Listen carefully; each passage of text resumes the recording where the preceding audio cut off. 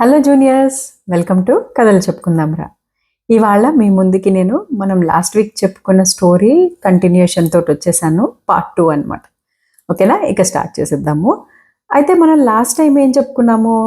Last time మనకి మాళవ దేశానికి మహారాజు అయిన కీర్తిసేన మహారాజుల వారు, తర్వాత మహామంత్రి ధర్మదత్తుడు, తర్వాత సైన్యాధిపతి వినయకేతుడు, వీళ్ళందరూ కలిసి ఒక నీళ్ళ రేవు దగ్గర ఆడపిల్లలందరూ తప్పిపోతున్నారు అనే కేసుని విచారించడానికి పర్సనల్గా వెళ్ళి చూద్దాము అని అనుకుంటారు కదా.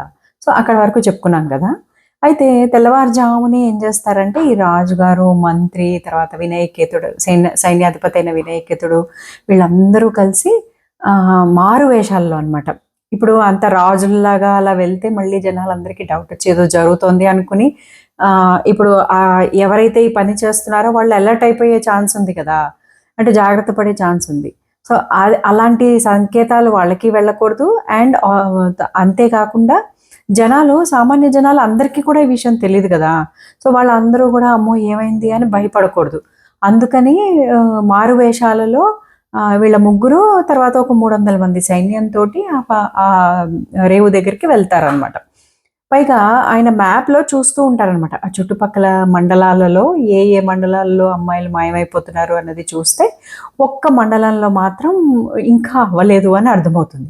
అయితే అప్పుడు రాజు అనుకుంటారు, ఓకే ఇప్పుడు నెక్స్ట్ వీళ్ళ టార్గెట్ ఇక్కడే అయి ఉంటుంది, సో ఇక్కడికే వచ్చి అమ్మాయిలు మాయం చేస్తారేమో, మనము ఈ గ్రామం ఈ మండలంలోకి వెళ్ళి మాట వేద్దాము, దాక్కుని చూద్దాము అని చెప్పి ఆ రేవు దగ్గర ఆ మండలానికి వెళ్ళి అక్కడ దాక్కుని అందరూ పొదల మాటను దాక్కుని వెయిట్ చేస్తూ ఉంటారనమాట. చేస్తూ ఉండగా ఏమవుతుంది, సడన్గా సన్ రైజ్ పొద్దున్నుంచి అక్కడే ఉంటారు వాళ్ళు. మధ్యాహ్నం సాయంత్రం అయిపోతూ ఉంటుంది, అసలు కదలకుండా మహారాజు వారు అటువైపు ఆ రేవు ఆకాశం అంతా అటే చూస్తూ ఉంటారనమాట. అయితే అప్పుడు ఏమవుతుంది, పొద్దున్నే కొంతమంది అమ్మాయిలు వచ్చి అక్కడ పడుచులు, పెద్దవాళ్ళు, ముసలి వాళ్ళు, రకరకాల మంది ఆడవాళ్ళు. అప్పట్లో ఏంటంటే ఈ బోర్లు, పంపులు ఇంట్లో ఉండవు కదా. చెరువు దగ్గరకు వచ్చి నీళ్లు పట్టుకుని వెళ్ళిపోతూ ఉండేవాళ్ళు అనమాట 2 పూట్ల. అలా పొద్దునొచ్చి బిందెలతో నీళ్లు పట్టుకుని వెళ్ళిపోయారు, ఏమీ జరగలేదు. అయితే ఆయనకి డౌట్ వస్తుంది, సరే వెయిట్ చేద్దాము, కొంచెం పేషెన్స్ తోటి చూద్దాము, మళ్ళీ ఏమైనా వస్తుందేమో అని చెప్పి అలా సాయంత్రం వరకు వెయిట్ చేస్తారనమాట. మళ్ళీ ఈవినింగ్ 5 అయ్యేటప్పటికి వీళ్ళు ఏం చేస్తారు, ఆడపిల్లలందరూ వచ్చి మళ్ళీ నీళ్లు పట్టుకుని బిందెలు అక్కడ పెట్టి, ఇంకా సాయంత్రం కదా పనులన్నీ అయిపోతాయి కదా, అందుకని వాళ్ళు ఏం చేస్తారంటే అక్కడ పెట్టి పెద్దవాళ్ళు కూర్చుని, కొంచెం మిడిల్ ఏజ్డ్ వాళ్ళేమో లేడీస్ కూర్చుని ఒక చోట మీటింగ్ అదే మాట్లాడుకుంటూ ఉంటారు, కబుర్లు చెప్పుకుంటూ ఉంటారు. ఈ పడుచు యంగ్ పిల్లలు ఉంటారు కదా, ఆడపిల్లలు, వాళ్ళు ఏం చేస్తారంటే అక్కడ పక్కనే బిందెలన్నీ ఓ చోట పెట్టుకుని అక్కడ చెట్టు కింద కూర్చుని ఆటలు ఆడుకుంటూ ఉంటారనమాట. అప్పుడు మహారాజు గారు మనసులో అనుకుంటూ ఉంటారు, అయ్యయ్యో పిచ్చి మొహాలు, వీళ్ళకి తెలియదు కదా, పాపం వాళ్ళు హాయిగా ఆడుకుంటున్నారు, ఇప్పుడు ఏమైనా జరుగుతుందో ఏంటో, వీళ్ళు ఇంటికి వెళ్ళిపోవచ్చు కదా, పోనీ నేను వెళ్ళి మనుషుల్ని పంపించి ఇంటికి వెళ్ళండి అని చెప్దాం అంటేనేమో వాళ్ళకి డౌట్ వచ్చి భయపడిపోతారు. తర్వాత ఇది ఎవరు చేస్తున్నారు, ఎలా జరుగుతుంది అన్నది మనకు తెలుసుకోవడం కష్టమైపోతుంది. కాబట్టి మనం వెయిట్ చేయాలి, అది వాళ్ళు ఎవరైతే ఇలా చేస్తున్నారో వాళ్ళు వచ్చి ఏదైనా చేసే వరకు వెయిట్ చేసి అప్పుడు మనం వెళ్ళి అటాక్ చేయాలి అని అనుకుని ఆలోచిస్తూ ఉంటారనమాట. అప్పుడు ఏమవుతుంది, సన్సెట్ అయిపోతూ ఉంటుంది. సన్సెట్ అయిపోతూ ఉన్నా వీళ్ళు వెళ్ళరు, ఆడుతూ ఉంటారు. కరెక్ట్గా సన్సెట్ అయిపోయిన తర్వాత ఒక కొండల్లోంచి నది పక్కన దట్టమైన అడవి, తర్వాత కొండలు ఉంటాయి కదా, ఆ కొండల మీద నుంచి ఒక దట్టమైన ఒక తిక్కు పొగ మంచు అనమాట, ఒక thick very very dense cloud అనమాట, వచ్చి అట్లా ముందుకు వచ్చేస్తూ ఉంటుంది అనమాట, మెల్లిగా వస్తూ ఉంటుంది. మహారాజు గారు ఆలోచిస్తూ ఉంటారు, అదేంటి విచిత్రంగా సన్సెట్ తర్వాత మంచు రావడం ఏంటి, అది కూడా క్లౌడ్ బర్స్ట్ లాగా కనిపిస్తూ ఉంటుంది అనమాట, ఇట్లా ఇలా మూవ్ అవుతూ ఉంటుంది.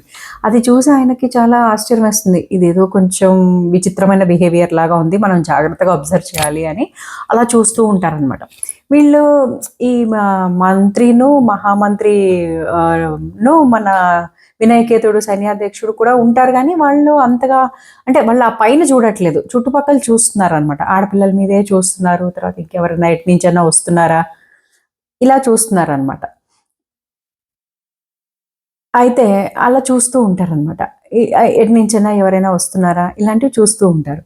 అట్లా చూస్తూ ఉండంగా అప్పుడు రాజుగారు మాత్రం ఆ పొగమంచునే చూస్తూ ఉంటాడనమాట ఆగిపోయి. ఆ పొగమంచు అట్లా వస్తూ కరెక్ట్‌గా నీటి దగ్గరికి రాగానే ఆగిపోతుంది.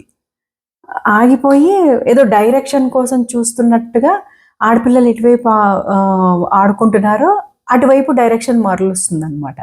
రాజుగారు ఆశ్చర్యపోతారు. ఇదేంటిది ఈ పొగమంచు ఎవరో ఒక మనిషిలాగా ఇట్లా రావడం ఏంటి, అటు ఎళ్ళడం ఏంటి అని చెప్పి ఆశ్చర్యపోయి చూస్తూ ఉంటాడనమాట. అయితే అది ఆయనకు డౌటొస్తుంది. అది వాళ్ళ వైపు ఇలా నది మీద నుంచి దాటుకుంటూ వాళ్ళ వైపు వెళ్తుండగా ఆయనకు డౌటొచ్చి కత్తి తీసి బయటకు వెళ్తుంటే ఆయనను చూసి మహామంత్రి ధర్మదత్తుడును, ఈ వినయకేతుడు కూడా ఎవరైనా వచ్చారేమో అనుకుని వాళ్ళు కూడా ఆయుధాలు తీసి ఆయన వెనకాల పరిగెడుతూ ఉంటారనమాట. ఆయన గబగబా, గబగబా ఆ అమ్మాయిల వైపు పరిగెడుతూ ఉండంగా అది ఆ నీళ్ళని ఆ నీళ్ళ దగ్గరికి అట్లా దాటి ఆ ఆడపిల్లల వైపుకి ఆ పొగమంచు వెళ్ళబోతుంటే ఈయన కరెక్ట్‌గా ఆ దట్టం కిందకొచ్చేసుంటుందనమాట పొగమంచు. ఆయన వెనకాలే వీళ్ళ వెనకాలే మిగిలిన సేనాని అంతా 300 మంది సిపాయిలు అందరూ పరిగెడుతూ ఉంటారనమాట. పరిగెడుతుంటే ఆ అల్లకల్లోలానికి ఆడపిల్లలందరూ ఏమవుతుంది, ఏమవుతుందని అటుకేసి చూస్తూ ఉంటారు. అంతా అలా క్షణాల్లో జరిగిపోతుందనమాట. ఈయన ఫస్ట్ దూకేస్తాడనమాట. ఆ పొగమంచు లోపలికి ఈయన ఫస్ట్ ఎళ్ళిపోతాడు. తర్వాత వెనకాలే అందరూ ఫాలో అవుతారు. లాస్ట్‌కి ఈయన కొంచెం పెద్దాయన కదా మహామంత్రి. ఆయన వీళ్ళతో పాటు ఫాస్ట్‌గా పరిగెట్టలేక కొద్దిగా మెల్లిగా వెళ్తూ లాస్ట్‌కి వెళ్తాడనమాట. ఆయనకేం అర్థం కాదు. అంతా బైర్లు కమ్మేసినట్టు అయిపోతూ ఉంటుందనమాట ఆ పొగమంచు వల్ల. సరే కొద్దిసేపు ఆగి ఆయన ఇట్లా అనుకుని తేరుకొని చూసేటప్పటికి మహామంత్రి అక్కడ మహారాజు స్పృహ తప్పి పడిపోయి ఉంటాడు. తర్వాతేమో మహారాజు గారును మన సేనాని వినయకేతుడు పడిపోయి ఉంటారు. తర్వాత మిగిలిన 300 మంది భటులు గాయాలతోటి చనిపోయి ఉంటారు. ఈయన లాస్ట్‌కెళ్తాడు గదా! వెళ్ళేటప్పటికే ఆ పొగమంచు దాటిపోయి వెళ్ళిపోతూ ఉంటుందనమాట. ఆ తర్వాత ఆ ఆడపిల్లలందరూ మాయమైపోతారు. సో, ఆయన వెళ్లి చూసేటప్పటికి అంతా ఇలా ఉండేటప్పటికి అయ్యయ్యో! ఎలా జరిగిపోయిందేంటి అని చెప్పి వెంటనే మహారాజు దగ్గరికెళ్లి చూస్తే ఆయనకి ఫిజికల్‌గా ఏమి ఇంజ్యూరీస్ కనిపించవనమాట. ఆయన ఒంటి మీద ఏం గాయాలు కనిపించవు. కాకపోతే ఆయన స్పృహ తప్పి పడిపోయి ఉంటాడనమాట. అలాగే మన వినయకేతుడిని కూడా చూస్తే అతనికి ఒంటి మీద గాయాలుండి స్పృహ తప్పిపోయి ఉంటాడు. మిగిలిన సిపాయిలందరూ మాత్రం చనిపోయి ఉంటారనమాట.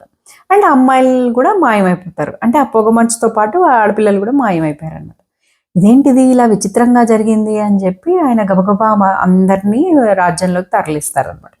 తరలించంగానే వెంటనే మాళదేశ రాజుగారి భార్య అయిన యశోధరాదేవి గారు చాలా ఆందోళన పడిపోతూ ఉంటారు. అదేంటి ఏమైంది రాజుగారికి అని చెప్పి. ఆ ఆస్థాన వైద్యులందరినీ పిలిపించి చూపిస్తూ ఉంటే వాళ్ళకేం అర్థం కాదు. ఆయనకి ఒంటి మీద గాయాలు లేవు గానీ ఊరికే స్పృహ తప్పి పడిపోయారు. ఆయన ఎన్ని మందులిచ్చినా ఈయనకి స్పృహ రావట్లేదనమాట. అలాగే కాకపోతే మన వినయకేతుడికి మాత్రం కొంచెం స్పృహ వస్తుంది గానీ గాయాలు ఇంకా కోలుకోవాలి.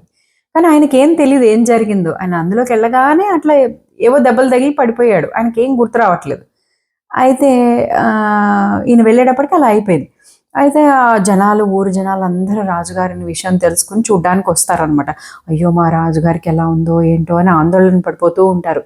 ఆయనంటే చాలా గొప్ప రాజు కదా! ఆయనంటే చాలా ఇష్టం కదా అందరికి జనాలకి. అందుకని అయ్యో! ఎలా ఉందో ఏంటో అని. అప్పుడు వీళ్ళందరూ గూడా మా సోల్జర్స్ అందరూ గూడా అయ్యో! వీళ్ళని ఎలా ఆపాలి? ఏంటి?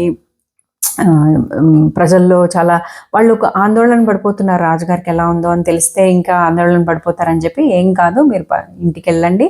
రాజుగారు నయమైపోతారు. ఆయనకసలు గాయాలు లేవు. జస్ట్ స్పృహ తప్పి పడిపోయారు అంతే. అన్‌కాన్షియస్ అయ్యారు. కాబట్టి ఆయన లేచి తిరుగుతారు. మీరు వర్రీ అవ్వకండి" అని చెప్పి వాళ్ళని పంపించేద్దామని బయటకు పంపిస్తే వాళ్ళు వెళ్ళరనమాట. మా రాజుగారికి స్పృహ వచ్చే వరకు మేము బయటే వెయిట్ చేస్తామని కామ్‌గా బయటికెళ్ళిపోయి వెయిట్ చేస్తారు. ప్యాలెస్ బయటనమాట. అయితే రాజమందిరం బయటికెళ్ళిపోయి వెయిట్ చేస్తారనమాట. అయితే ఇట్లా ఉండగా రాజవైద్యులందరూ వచ్చి చూసి, "అమ్మో! ఇది ఏ మందిచ్చినా పని చేయట్లేదమ్మా యశోధరాదేవి. కాబట్టి ఇది మనం ఎవరన్నా ఏం చేయాలో మాకు అర్థమవ్వట్లేదు" అని చెప్పంటే ఆవిడ బాగా ఏడుస్తూ ఉంటుందనమాట. అయ్యో! ఏంటి ఇలా జరుగుతోంది అని.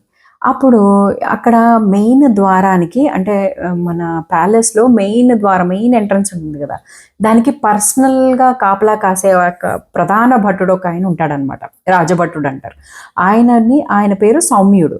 అతను యశోధరాదేవి దగ్గరికి వెళ్ళి అమ్మా నేను మీకొకటి విన్నవించుకుంటాను. మీరు ఆలోచించండి. ఇది అందరూ చనిపోయారు. అందరికీ గాయాలయ్యాయి. ఒక్క మన అమ్మాయిలేమో మాయమైపోయారు. ఒక్క మన మహారాజు గారు మాత్రమే స్పృహ తప్పి పడిపోయారు. అంటే దీన్ని బట్టి మీకు ఏం అర్థమవుతుంది? ఇదేదో మంత్రం. ఈయన చాలా గొప్ప రాజు కదా! ఆయన ఎన్నో దుష్టశక్తుల్ని వాటిని కూడా ఎదుర్కొన్న రాజు కదా! అలాంటి ఆయనని ఏమీ చేయలేక ఆయనని జస్ట్ అన్‌కాన్షియస్ స్పృహ తప్పిపోయేటట్టుగా చేసిందే. అంటే ఇదేదో మాయలతోటి రిలేటెడ్‌గా ఉంది. కాబట్టి మీరు ఆలోచించండి అని చెప్తాడనమాట. అప్పుడు మహారాణి, "అరే! అవును నిజమే. చాలా కరెక్ట్‌గా చెప్పావు నువ్వు. నిజమే మాకెవరికీ తట్టలేదు" అని చెప్పి వెంటనే మన ఆస్థానంలో ఎవరైనా మహామంత్రులుంటే పిలవండి అంటే, సౌమ్యుడు అంటాడు, "అమ్మా ఇది మన ఆస్థానం మంత్రులు అది మంత్రాలు చేసే వాళ్ళతోటి మంత్రగాళ్ళతోటి అవ్వదు పని. సో మన మన రాజ్యపు కుల గుడి కుల దేవుడు అయిన వీరభద్రుడు ఆలయం ఉంది కదా! ఆ ఆలయ పూజారి అయిన ఘటకేంద్రుడిని పిలిపిస్తే ఆయన ఏమైనా సొల్యూషన్ చెప్పగలుగుతాడు. ఆయనకి మంత్రోపాసన ఉంది కదా! దైవశక్తి కూడా ఉంది కదా! ఆయన ఏమైనా చెప్పగలడు అంటే, అవునవును మంచి ఆలోచన. వెంటనే ఆయనని పిలిపించండి అని చెప్తుందనమాట. అయితే భటులందరూ గబగబా ఆయన మందిరానికి వెళ్ళి అదే గుడికి వెళ్ళి ఆ వీరభద్రుడి గుడికి వెళ్ళి గబగబా ఘటకేంద్రుడు ప్రధాన అర్చకుడైన ఘటకేంద్రుడిని పిలుచుకుని పరిగెత్తుకుంటూ రాజమందిరానికి వస్తారనమాట. ఆయన కొద్దిసేపు ఆలోచించి తన మంత్రాలన్నీ వేసి తన దివ్యశక్తితోటి చూస్తాడు. చూస్తే లేదు ఇది మాయలతోటి ఏదో జరిగింది, ఆయనకి ఎవరో వశపరుచుకున్నారు, ఏదో ఒక భయంకరమైన మాయాశక్తి ఆయనను ఆవహించి ఇలా చేసింది. సో అని చెప్తారనమాట. ఆవిడ అంటుంది, మీరేం చేయలేరా స్వామి అంటే, చాలా కష్టము, దీనికి 2 మార్గాలు ఉన్నాయి. ఒకటి ఇది ఎవరు ఎలా ఎందుకు చేశారో తెలుసుకోవాలి, లేదా 2 ఎవరైనా పద్మరాగ శిల అని ఒక శిల ఉంటుంది ఈ చిత్ర పర్వతాల్లో, అక్కడికి వెళ్ళి ఆ పద్మరాగ శిలని ఎవరైనా తీసుకురాగలిగితే నయమవుతుంది అని చెప్తాడనమాట. కానీ అసలు ఏం జరిగిందో తెలుసుకోవాలంటే మాత్రం నేను నా మంత్రశక్తిని అంతా ఉపయోగించగలుగుతాను అని చెప్పి ఆయన బాగా మంత్రం ఏదో చదువుతూ వీరభద్రుడు మంత్రాలు చదువుతూ ఉండగా సడన్గా మన రాజుగారికి మెలకు వస్తుందన్నమాట.